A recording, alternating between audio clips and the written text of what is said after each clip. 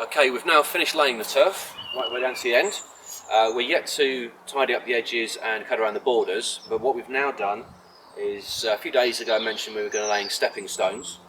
Now, to do this takes a calculator, because if you want to get them spaced properly, what we've also done is put a slight curve on them. Because the garden's quite square, I wanted to create a feeling of a bit more space, so I've created a curve. It's a little bit more interesting as well, rather than just having a straight line. In addition to that, where the willow tree is down here, there are some large roots that come across the garden, and if we'd have gone too close, we might not have been able to get these to actually set in. Now, in total, along this curve, it's 17.2 metres. We have 20 stepping stones. So what I did was to divide the length by the number of stones, and that gave 0.86 of a metre for each stone. Now, each one of these is about 43 centimetres long.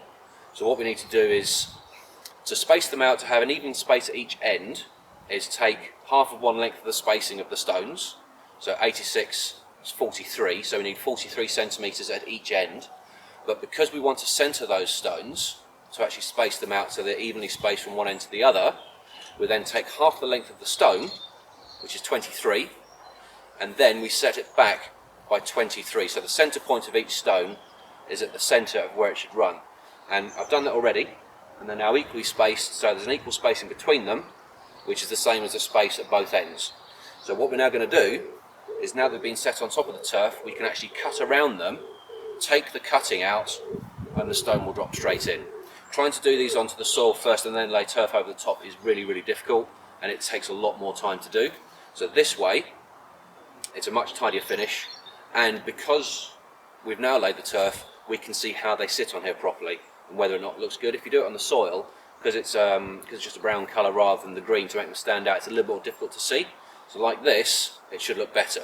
This will take about 3/4 of an hour to cut these out and put them in, and I'll come back when I've got them done. You can have a look. Right, as you can see now, all the stone areas have been cut out. They'll just be skipped now, and the stones are dropped in. Same depth as the turf, so they sit flush with the surface, so when the grass is cut, they won't get caught on the blades.